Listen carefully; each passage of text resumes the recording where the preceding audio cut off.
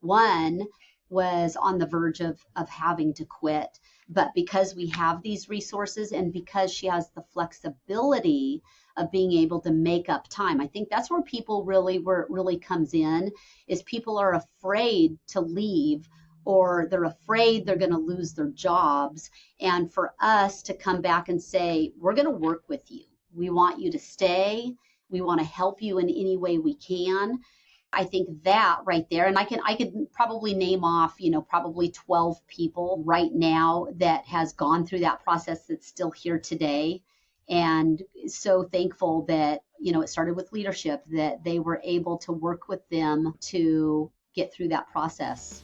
Did you know that in 2020, there were 53 million caregivers in the United States?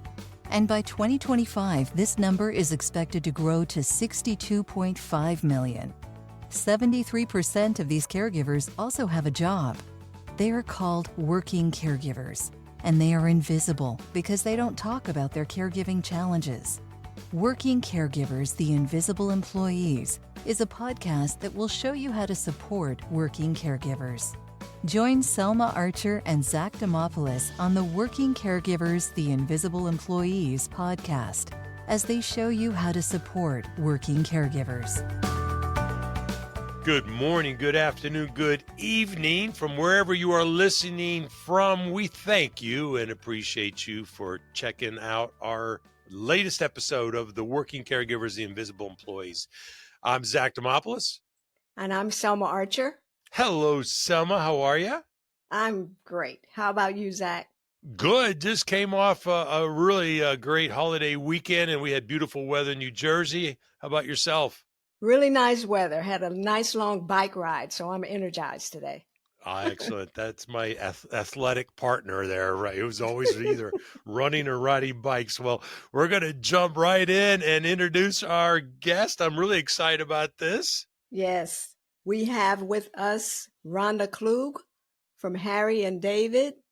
Rhonda, welcome. Thank you so much for being here. We have been waiting for the opportunity to sit you down and have a conversation about your work and what you do in terms of the caregiving space. So welcome. Thank you. Thank you, Selma. Thank you, Zach. And it's obviously a pleasure to be here. The podcast are big fans of Harry and David. We constantly are using your services to love give to hear that. to flowers and goodies to our to our friends and family. Yes. So we like to get started by asking our guests to share something interesting about where they live. Do you have something you could share with us? Well, Southern Oregon is in close proximity to Crater Lake, or the Crater Lake National Park. Crater Lake, okay. I'll have to put that on my bucket list. We'll get started. My first question for you, maybe Rhonda, you could share your caregiver journey with us. Well, sure. It started years ago when my dad, who lives about 21 miles out from where I live, he came down with renal kidney failure, which affected him in many different ways. He was on dialysis. He had to come in 3 times a week to get dialysis. I spent a lot of my time going out and picking him up and bringing him in while working full time. Wow. So Saturdays, we'd pick a Saturday for him to come in for one of those days, so it wasn't an interruption to work time. But the other 2 days, I would try to get one of my relatives to help. But I would go out, pick him up in the morning, drop him off, come into work, do what I could do. Then after work, or even in between work time, I would go get him and take him home. And then also, a lot of that is not just traveling the roads, it's talking with the doctors, it's, doing his bill pay, it's helping him to get groceries maybe on the way home. And all of that just is very stressful for an employee working full time and trying to figure out, you want to make sure you're there at work doing the right thing and being accountable, but yet you have a loved one that you need to take care of.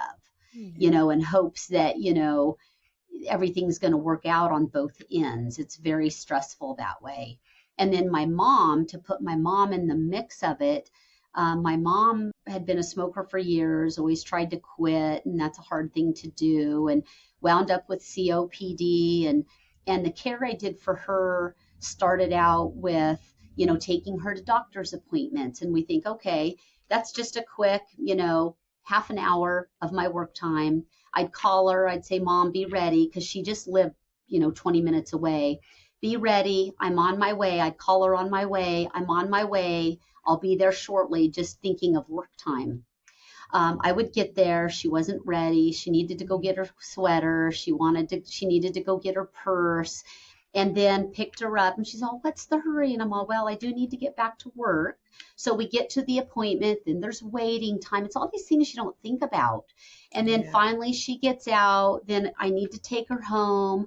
Well, maybe she wants to get something to eat. Maybe it's lunchtime. So the gist of it is you think it's going to be a quick 20, 30, 40 minutes, and 2 hours goes by and you're trying to be accountable for work.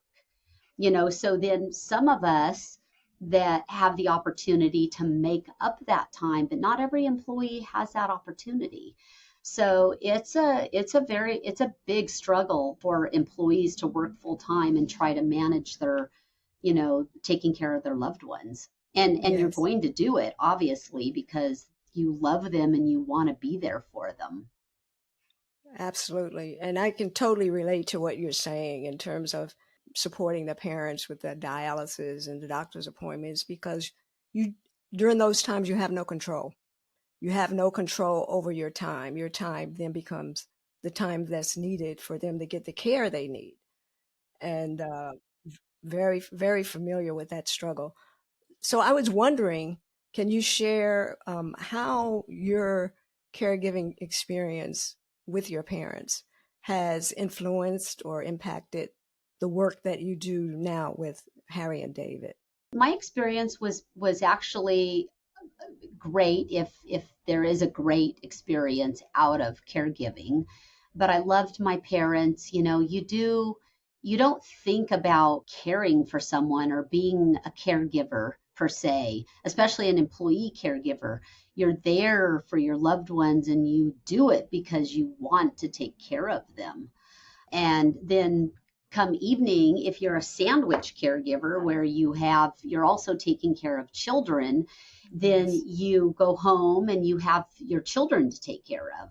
You have a household to take care of. You have your animals or whatever it is. You still have all of that. You have your work, your home life, and then everything on top of that.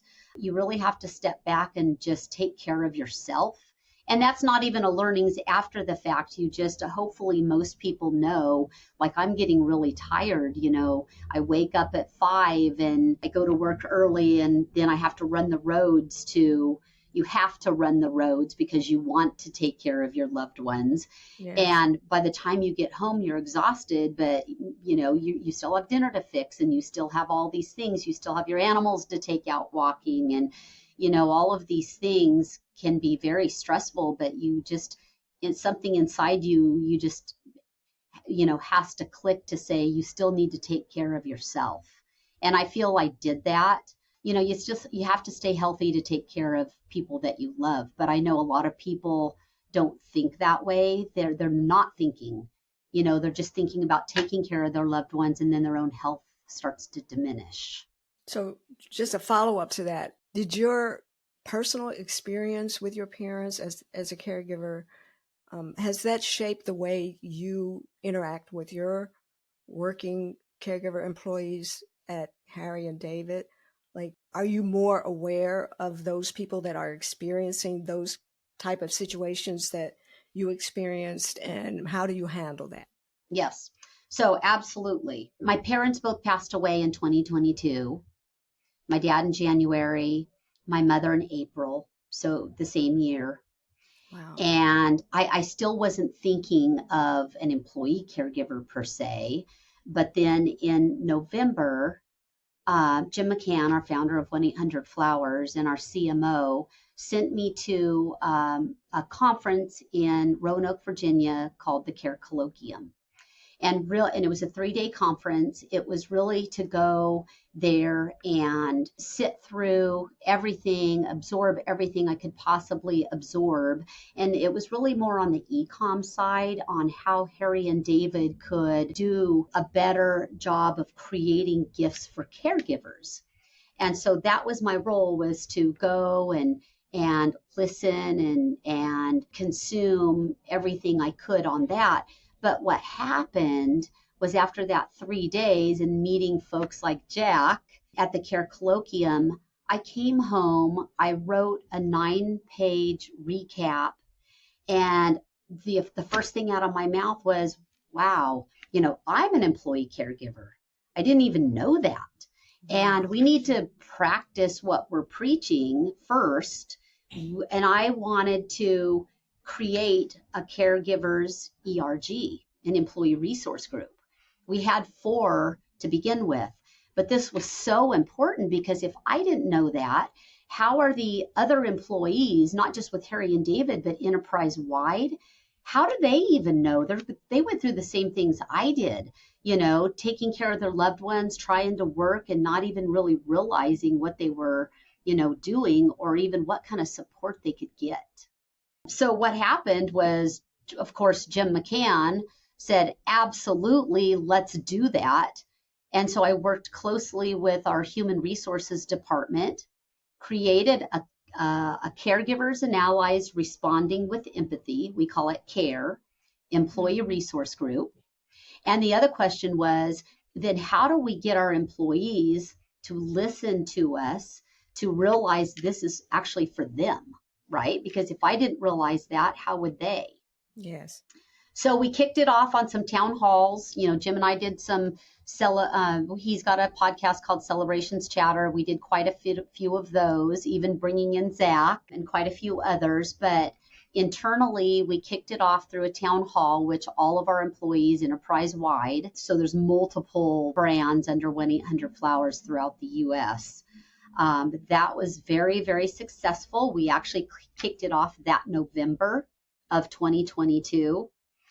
We started the work on it, rather. And then that next year, we kicked it off. But we put the correct messaging out there to let people know this is for you. Mm-hmm. We got a big, big response. And we just keep going from there. It's been, it's like we say, you can walk down the halls of any company and start talking about your story, and everyone has a story. Yes. Kudos to you, Rhonda, for attending the colloquium, which you and I got to meet, like you said, and I was so thrilled. I actually watched your transformation. I don't know if you know what I'm referring to, but I sat behind you and during a Q&A, and it's like I saw your light bulb just go over your head, and with all that was going on, and you asked an amazing, great question that I will never forget. You said, how are we to find our employees who are working caregivers? And I don't know if the stage answered that, because it's a difficult thing to answer. But I got to ask you that, if you don't mind. What do you think today? How can you help employees self-identify? It takes leadership. It's it starts from the top down. And we had some of our leadership members telling their stories enterprise-wide. Wow. And that's what it takes. If they can do it, we can do it. Selma and I have told this story a few times. We'll tell it again to our listeners. Bear with us, but it's such an important story. We did a webinar for an organization last year, and we did 2 of them in December and November. And the first one was great. It was good. It went really well. But the second one was amazingly effective because we had a senior leader with us who actually would ask us questions and then shared his story, and the chat room blew up. We've never seen. Imagine. We couldn't keep up with the comments and questions that were going on. There were hundreds of people on this webinar, and it was just amazing. So, Rhonda, for just going to that meeting with the objective of trying to help 1-800-Flowers or Harry and David with e-commerce, and to come back with what you came back with, again, kudos to you. Kudos to Jim McCann for realizing that creating CARE, which is Caregivers and Allies, Allies Responding with Empathy. Creating that ERG will actually get you more marketing input than you can go out and pay for. Absolutely. When Selma and I worked at Pfizer and we were in HR, I used to actually jokingly tell leaders, why are you paying for marketing data? Just ask your own employees, how women think or how maybe people of color think. So kudos to you. Can you share from your experience now that you're getting quite a bit of experience with this as a caregiver, and sorry for the losses of your parents and I believe also your husband that you lost recently too. So we're really sorry for that. But from those experiences, which we call lived experiences, and from the experiences that you're having at Harry and David, what more do you think employers could be doing right now for supporting working caregivers? So with that said, last year I attended the Health Benefits Nation conference in Nashville. And that was a group of corporations, HR members that were there before the benefit season to talk about what's out there, what more can we learn that we might be able to apply to our employees' benefits for that coming year. So my role wasn't from an HR expert because I'm not that. I work closely with our HR teams. But my role was to talk about why this ERG, and not even just the ERG, but why do corporations need to support employee caregivers? And what can you do in terms of benefits to redefine those? So we had someone come in, Debbie Howard, as you know, before we kicked off our Care ERG. She worked closely with our HR teams to define, look through, not recreate the will, but to look through what benefits we already provide to our employees and what can we do to redefine those benefits specifically for employee caregivers. So some of the things that we've done is we've incorporated a platform called Talkspace. And we kicked that off after that first year. But Talkspace is really for anyone and everyone, but it can definitely be for employee caregivers. And it's about talking to people that care. It could be a psychiatrist, it could be a doctor, it could be, someone where you have a personal conversation to be able to talk with. The other one that we purchased and we offer to all employees, but it was specifically for our employee caregivers, is called Torchlight.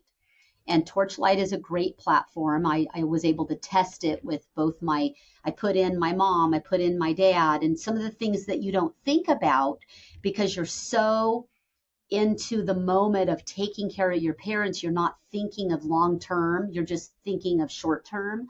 And so it'll populate things that you're not thinking about. So my dad, it talked about, have you thought about this? Have you thought about that? But it also talks about, have you had that conversation about, does your dad have a will? Does he have a trust? And, when you're in the moment, you're not thinking about that. You're not a selfish person.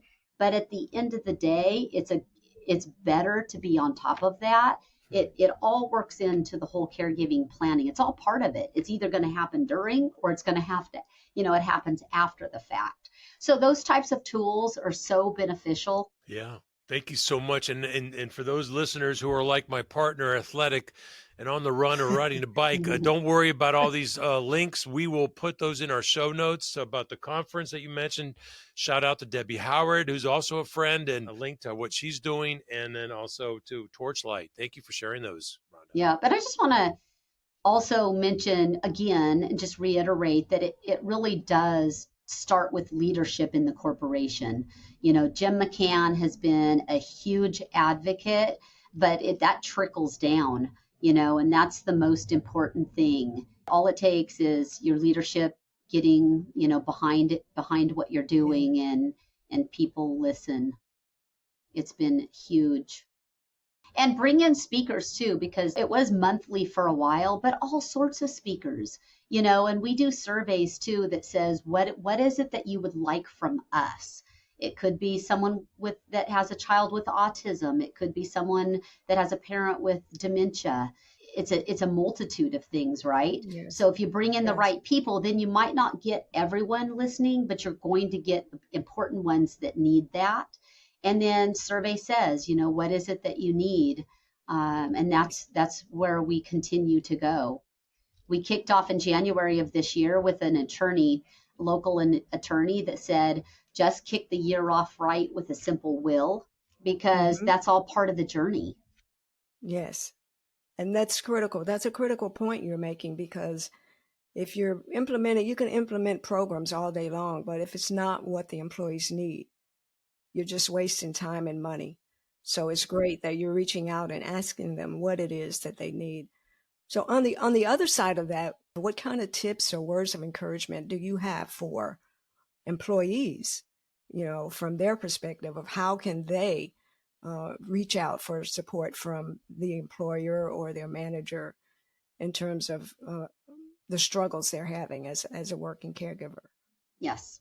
So internally, it's a little bit different because we've kind of got the process going, but not everybody knows. You say enterprise-wide, but there's still employees here that doesn't know. Even though we do the town halls, we're talking a lot of people. So not everybody might not be in the know. So you still have that conversation. And it really is, there's a process. You really do need to talk with your manager first, and then, talk with HR, because that's kind of what buttons it all up. Then we too, as part of the ERG, we can go back to those employees and work with them specifically and work with their managers, because we're behind, making sure that, at the end of the day, what companies need to understand is we're working to help the employees stay in the workforce. Because look at how many employees quit their full-time jobs and go home. And right before I went to the Care Colloquium, we had an employee that had to quit to stay home to take care of their father. And that's what we're trying to prevent. How do we do a better job of keeping our employees in the workforce? And this is part of the success rate. So talking with the actual employee, encouraging them to talk with the manager, and then HR always comes into play in that conversation. And it sounds like from the town halls that you guys do, it really helps create a safe work culture. So that people are more comfortable coming forward. Because that's one of the things that Zach and I run into is people are afraid to come forward. They think they're, going to lose their job or lose an opportunity to be promoted, identifying themselves as a caregiver. But you guys are creating that safe space for them to do that. So absolutely. That's amazing. And again, this is our 5th ERG, and they're truly, yes, companies will say they're great for recruiting purposes, which they are. But the 5 that we have, they're just that. They're always useful. We have quite a few members in each of them, and I'm an ally on all of them. And they really are that safe place, and people need that. Employees need that, and they, again, everyone has a story. You seem to work with HR quite a bit, and you keep talking about that. And just a bonus question here. Do you have any advice for an HR leader who's listening to this? How can they become more involved? Let's say they have zero experience with caregiving. Do you have any suggestions for them as to how could they get more awareness or supportive? I would say, call me. I've learned so much, over the last, you're too busy I tell for that. you learn a lot, that's for sure. But really what it is, they can do a town hall within their own organization, a Teams, a Microsoft Teams meeting, a Zoom, whatever platform they use, and ask the question, that how many employees do we actually have that are actually caregiving for a loved one? We just want to know. We want to know so that we can start providing the tools and resources that you might need. That's going to open up a lot of dialogue.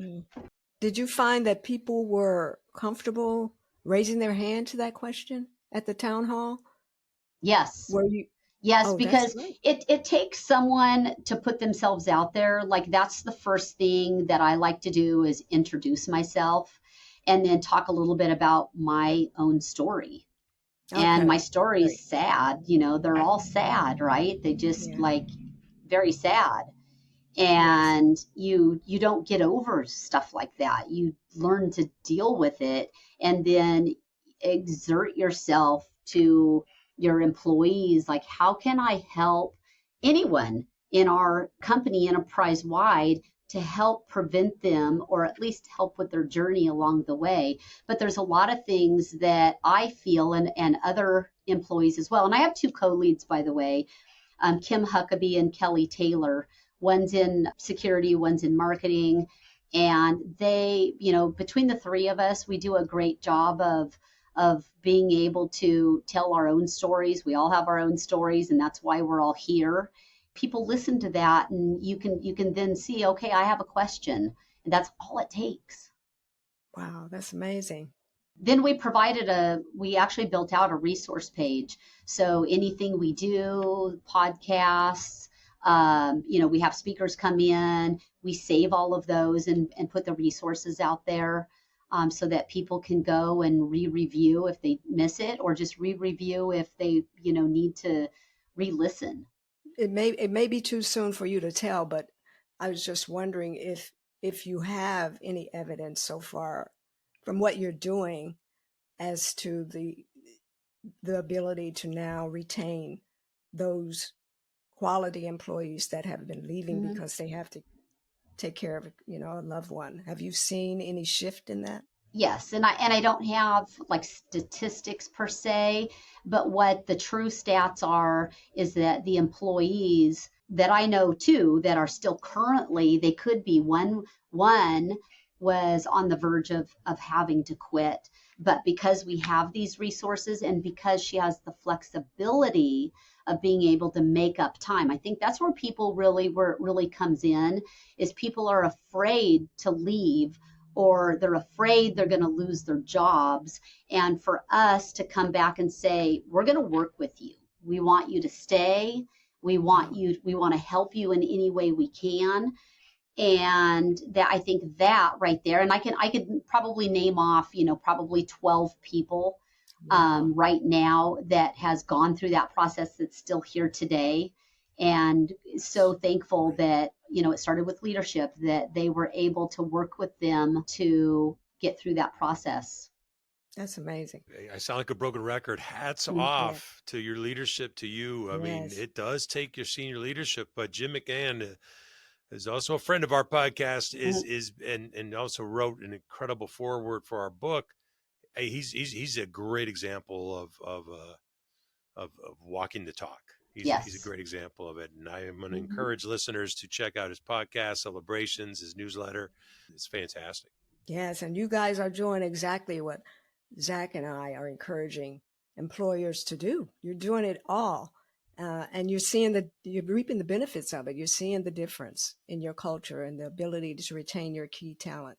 So yes, absolutely. Hats off. And I just want to throw in, we have leadership like Jim, for instance, but others throughout the companies, that the leadership teams are facing this. They're going through the same things, so for that person to go talk to their manager, chances are their manager's going through it, or maybe has gone through it. Or will be going through it. Exactly. As Rosalind Carter told us. Yes. Yeah. Yes, that's amazing. So it pays to do this, to take care of our employees, and it can be a beautiful thing in that regard. Yes. I think you're the first, Zach, you correct me if I'm wrong, you're the first employer we've had to sit down and talk about this. So this is a memorable day for us in our podcast, because you're the first employer.